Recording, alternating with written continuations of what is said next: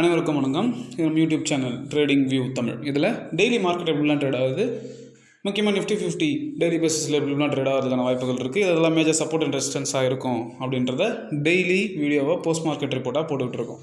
ஓகேங்களா? அந்த வகையில் வியாழக்கிழமை ஒரு வீடியோ போட்டிருந்தோம். வெள்ளிக்கிழமை மார்க்கெட் எப்படிலாம் ட்ரேட் ஆகிறதுக்கான வாய்ப்புகள் இருக்குது, மார்க்கெட் 25,000 பிரேக் பண்ணிடுச்சு, க்ளோசிங்கும் அதுக்கு மேலே வச்சிருச்சு, ஸோ ஃபர்தராக மேலே போகிறது தான் வாய்ப்பு இருக்குது அப்படின்லாம் சொல்லி வீடியோ போட்டிருந்தோம். ஸோ நம்ம சம் லெவல்ஸும் கொடுத்துருந்தோம், சப்போர்ட் அண்ட் ரெசிஸ்டன்ஸும். ஸோ நம்ம சொன்ன லெவல்ஸில் மார்க்கெட் ட்ரேட் ஆகியிருக்கா இல்லையா, இல்லை மார்க்கெட்டில் என்ன தான் நடந்துச்சுன்றதை வெள்ளிக்கிழமையோட போஸ்ட் மார்க்கெட் ரிப்போர்ட்டை பார்த்துட்டு ஆகஸ்டோடைய ஃபஸ்ட் வீக் ஃபுல்லாக மார்க்கெட்டில் என்ன நடந்திருக்கு, ஆகஸ்டோடைய செகண்ட் வீக்கில் மார்க்கெட் எப்படிலாம் ட்ரேட் ஆகிறதுக்கான வாய்ப்புகள் இருக்குது, குளோபலாக என்னென்ன நியூஸஸ் இருக்குது, இது எல்லாத்தையுமே இந்த வீடியோவில் பார்த்துடலாம். வீக்லி அனலைசிங் ரிப்போர்ட்டை நம்ம எல்லாத்தையும் பார்த்துட்டு அடுத்த வாரம் நம்ம எப்படி ட்ரேட் பண்ணுறதுக்கான செட்டப்பை பண்ணலான்றது இந்த வீடியோவில் பார்த்துடலாம். ஓகேங்களா? ஸோ இதுதான் நம்ம கொடுத்துருந்த லெவல்ஸ். சப்போர்ட் 1 24,963, சப்போர்ட் 2 24,761, அதுக்கும் கீழே மார்க்கெட் வருது அப்படின்னா 24,660ன்றது ஒரு மேஜர் சப்போர்ட்டாக இருக்கும் அப்படின்னு சொல்லியிருந்தோம். தேர்ஸ்டே வரைக்கும் மார்க்கெட் சூப்பராகவே இருந்துச்சுங்க. பொறுமையாக கரெக்டாக எல்லா கண்டிஷன்ஸையும் சாட்டிஸ்ஃபை பண்ணி மேலே ஏறி 25,000 க்ளோசிங் வச்சிச்சு. வெள்ளிக்கிழமை என்ன நடந்துச்சு அப்படின்னா, ஃபஸ்ட்டு குளோபலாக மார்க்கெட்லாம் என்ன மூடில் இருக்குது, இல்லை என்ன சென்டிமெண்ட்டில் இருக்குதுன்னு நம்ம பார்க்கணும். நம்ம வியாழக்கிழமை போட்ட வீடியோலேயே சொன்னேன், ஜாப்பனீஸ் நிக்கி டவுனில் தான் ட்ரேட் ஆகிட்டுருக்கு. அங்கே அந்த ரேட் கட் இன்ட்ரெஸ்ட் ரேட் அதிகப்படுத்திட்டாங்க பேங்க்குக்கெலாம். ஸோ அதனால் அங்கே மார்க்கெட் டவுனில் இருக்குது. அதுக்கப்புறம் யூஎஸில் ஒரு இன்ட்ரெஸ்ட் ரேட் கட்டோடைய டேட்டா வந்திருக்கு, அதுவும் நியூட்ரலாக சொல்லியிருக்காங்க அப்படின்னு சொல்லியிருந்தோம்.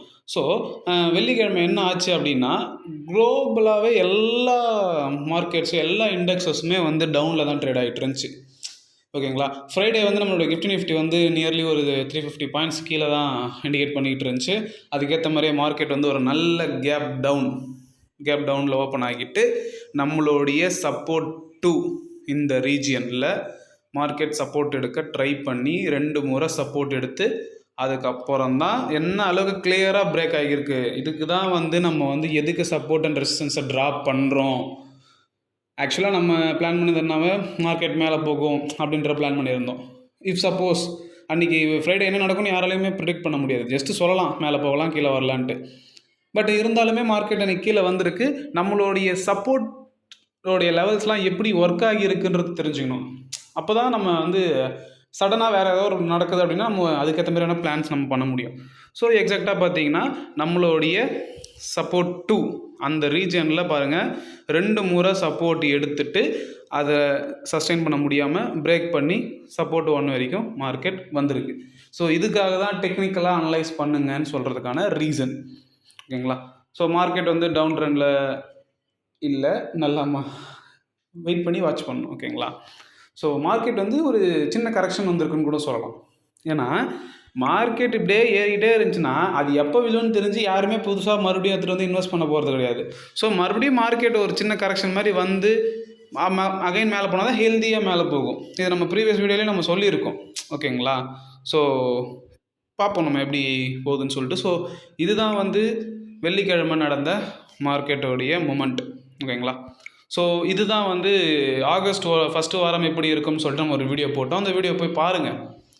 வீக்லி போடுறோம் அப்படின்னா எதுக்காக போடுறோம், அந்த வீக் ஃபுல்லாக என்ன நடந்துச்சுன்னு சொல்லுவோம்.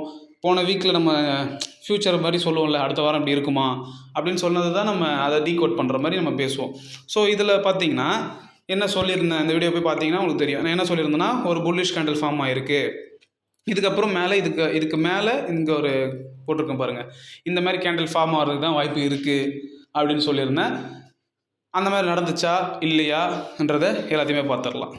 ஸோ இதுதான் இந்த வீக் பாருங்கள், நம்ம சொன்ன மாதிரி எக்ஸாக்டாக அந்த மாதிரி ஒரு கேண்டில் தான் ஃபார்ம் ஆகிருக்கு. என்ன இதில் ப்ராப்ளம் அப்படின்னா, அது ரெட் கலரில் இருக்குது, க்ரீன் கலரில் இல்லை. க்ரீன் கலரில் இருந்தால் 100% நம்ம எக்ஸ்பெக்ட் பண்ணது நடந்துச்சு அப்படின்னு சொல்லலாம். எப்பயுமே நம்ம சொல்கிறது தான், மார்க்கெட்டை 100% யாராலையுமே சொல்ல முடியாது. ஒரு 60 to 80% வேணால் அக்யூரேசியில் சொல்லலாம். ஸோ இருந்தாலுமே நம்ம கேண்டில்ஸை டெக்னிக்கலாக பார்க்கும்போது அந்த ஒரு புல்லிஷ் கேண்டில் அந்த கேண்டலுக்கு பக்கத்தில் நம்ம எக்ஸ்பெக்ட் பண்ண மாதிரி தான் ஒரு கேண்டில் வந்திருக்கு. ஆனால் அது ஒரு ரெட் கேண்டலாக மாறி இருக்கு. ஸோ இப்போ மார்க்கெட் குளோபலாகவும் வந்து பார்த்திங்கன்னா செல்லிங் ப்ரெஷரில் இருக்குது எல்லா இண்டெக்ஸும். ஸோ இப்போ மார்க்கெட் வந்து எங்கே சப்போர்ட் எடுக்கிறதுக்கான வாய்ப்புகள் இருக்குது அப்படின்னா, இந்த இந்த க்ரீன் கேண்டில் இருக்குது பார்த்தீங்களா? ஸோ இதோடைய 50%, இந்த கேண்டலில் பாதி இந்த இடத்துல வந்து மார்க்கெட் இப்படி ஒரு சப்போர்ட் எடுக்கலாம். சப்போர்ட் எடுத்துகிட்டு மார்க்கெட் மேலே போகலாம் ஃபஸ்ட்டு. அப்படி இல்லைனா இதோட லோ என்ன அப்படின்னா, நம்மளுடைய பட்ஜெட் வந்துச்சுல்ல, ஸோ பட்ஜெட் அன்றைக்கி ஒரு லோ மார்க் பண்ணிச்சு, அந்த லோ தான் இந்த லோ. ஸோ அந்த லோ வரைக்கும் மார்க்கெட் வந்து ஒரு சப்போர்ட் எடுக்கலாம். அப்படியும் இல்லைனா நம்மளுடைய இந்த black colour line, trend line, இது நம்மளுடைய வீடியோஸை வந்து ஃபஸ்ட்லேருந்து பார்த்துட்டு வரவங்களுக்கு தெரியும். எலெக்ஷன் வரைக்கும் மார்க்கெட் வந்து ஒரு சேனல் பேட்டர்னில் ட்ரேட் ஆகிட்டு இருந்துச்சு. எலெக்ஷனுக்கு அப்புறம் ஒரு சின்ன ஸ்ட்ரைக் மாதிரி கீழே கொடுத்துட்டு மார்க்கெட் நல்லாவே பிரேக் பண்ணி மேலே வந்து போயிட்டு இருந்தாங்க. அந்த கேண்டில்ஸ் தான் நம்ம பார்த்துக்கிட்டு இருக்கோம். ஸோ அந்த ட்ரெண்ட் லைனில் வந்து சப்போர்ட் எடுக்கலாம். மூணாவது ஆப்ஷன் வந்து கீழே வந்து இந்த ட்ரெண்ட் லைனில் சப்போர்ட் எடுக்கலாம். ஓகேங்களா? இந்த மாதிரி 3 விதமாக மாறலாம் மார்க்கெட். ஓகேங்களா?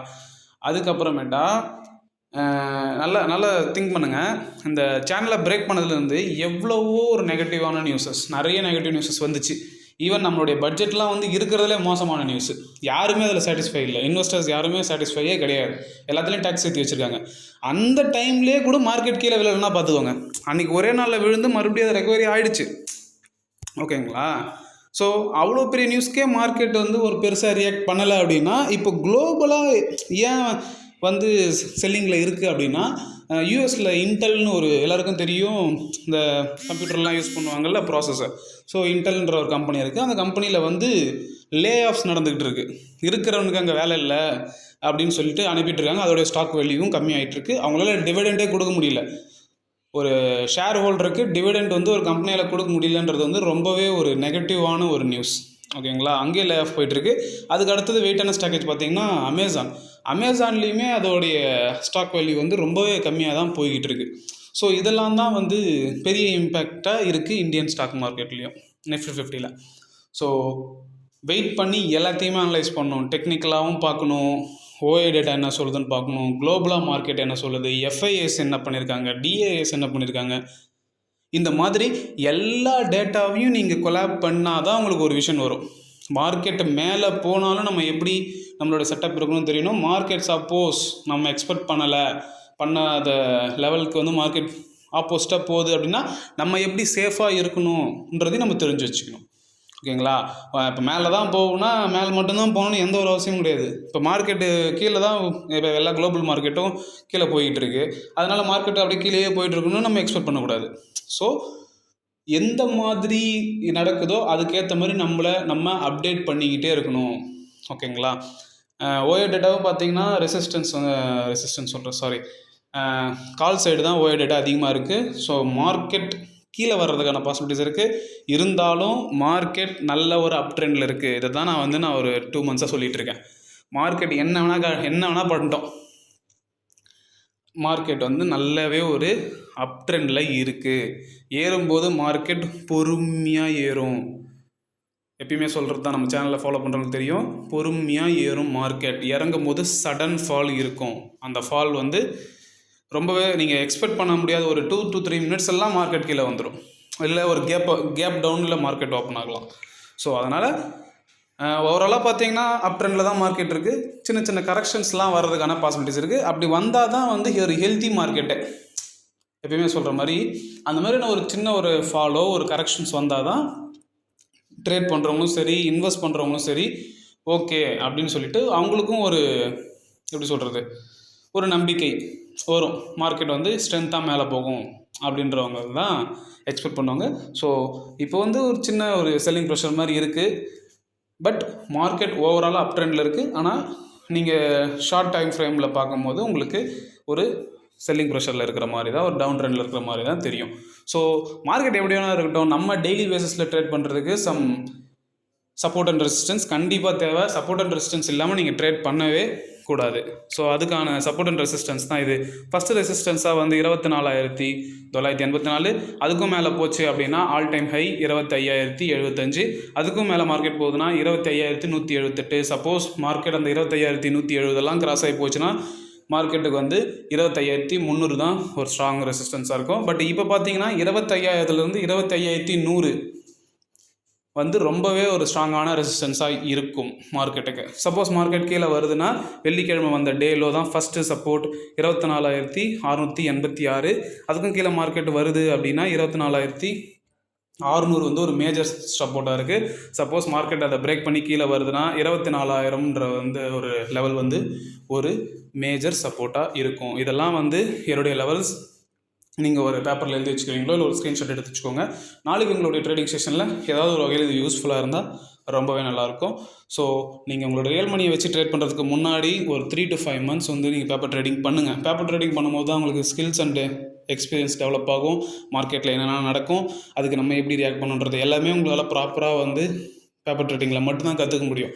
பேப்பர் ட்ரேடிங் நீங்கள் பண்ணிவிட்டு ஒரு 1 month கன்சிஸ்டண்ட்டாக உங்களால் ப்ராஃபிட் பண்ண முடியும்னு உங்களுக்கு ஒரு நம்பிக்கை இருந்தால் உங்களோட ஃபினான்ஷியல் அட்வைஸரை கன்சல்ட் பண்ணிவிட்டு எப்படி இன்வெஸ்ட் பண்ணலான்றதை, எப்படி ட்ரேட் பண்ணலாம், எப்படி இன்வெஸ்ட் பண்ணலான்றதை பிளான் பண்ணிக்கோங்க.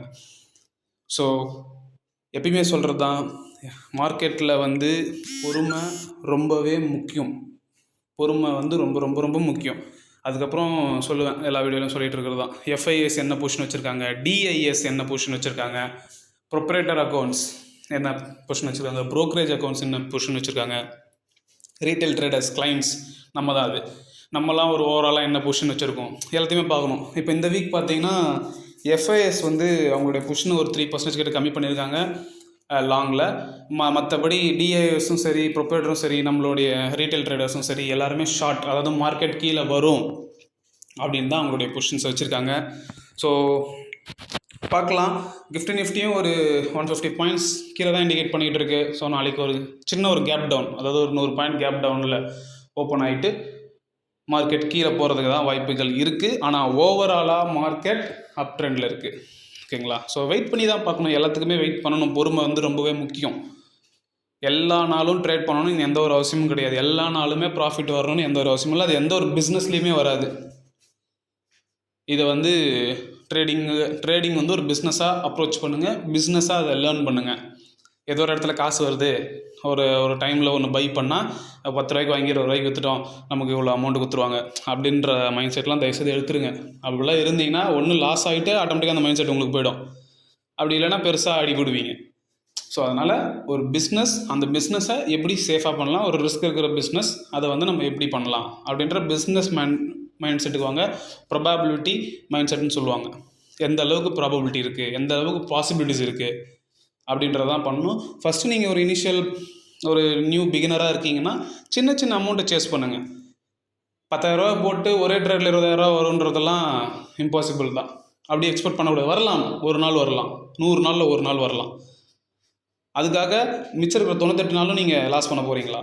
ஸோ இந்த மாதிரியான கேள்விஸ்லாம் நீங்கள் உங்களுக்குள்ளே வச்சுக்கோங்க. ஸோ நீங்கள் முதல்ல வந்து எப்படி சொல்கிறது, ஒரு சின்ன சின்ன அமௌண்ட்டை வந்து கேட்ச் பண்ண பாருங்கள். ஃபஸ்ட்டு ஒரு 3% எனக்கு ரிட்டர்ன்ஸ் வந்தால் போதும், ஒரு 5%, அதுக்கப்புறம் ஒரு 7, 7.5, 10, இந்த மாதிரி கொஞ்சம் கொஞ்சமாக உங்களுடைய ப்ராஃபிட்டை வந்து புக் பண்ண பாருங்கள். எடுத்தோடனே நான் எடுத்தா அவ்வளோதான் அப்படின்ற மாதிரிலாம் இருக்கக்கூடாது. அதுக்கப்புறம் ஸ்டாப் லாஸ் போடாமல் ட்ரேட் பண்ணாதீங்க. ஸ்டாப் லாஸ் தான் உங்களோட கேபிட்டலை காப்பாற்றும். எப்பயுமே ஒரு என்ட்ரி எடுக்கிறதுக்கு முன்னாடி எந்த டைமில் என்ட்ரி எடுக்கணும்னு தெரியணும். அதுக்கப்புறம் டார்கெட் ஃபிக்ஸ் பண்ணுறீங்களோ இல்லையோ உங்களோட ஸ்டாப் லாஸை ஃபிக்ஸ் பண்ணணும். அதுக்கப்புறம் டார்கெட்டை ஃபிக்ஸ் பண்ணணும். இதை பற்றின வீடியோவும் நம்ம போட்டிருக்கோம். நான் அந்த வீடியோட எண்டில் வந்து அந்த வீடியோட லிங்க்கும் நான் தரேன். அந்த வீடியோவும் போய் பாருங்கள். எல்லாத்தையுமே பாருங்கள். ஆனால் நீங்கள் பர்சனலாக ஒரு இன்ட்ரெஸ்ட் எடுத்து டெக்னிக்கல் அனலைஸோ இல்லை அதர் நியூஸஸோ ஓஏ டேட்டாவோ எல்லாமே நீங்கள் ஒரு பர்சனலாக ஒரு இன்ட்ரெஸ்ட் எடுத்து பண்ணுங்கள். யாரையுமே ட்ரஸ்ட் பண்ணாதீங்க. ஷேர் மார்க்கெட்டில் யாராலையுமே சொல்ல முடியாது. அப்படி நான் சொல்கிறது தான் நடக்கணும் ஒருத்தன் சொன்னான்னா கண்டிப்பாக அவங்கள ஏமாத்தலான்னு அர்த்தம். ஓகேங்களா? ஸோ கேர்ஃபுல்லாக ட்ரேட் பண்ணுங்கள், கவனமாக இருங்க, சேஃபாக இருங்க. நன்றி, வணக்கம்.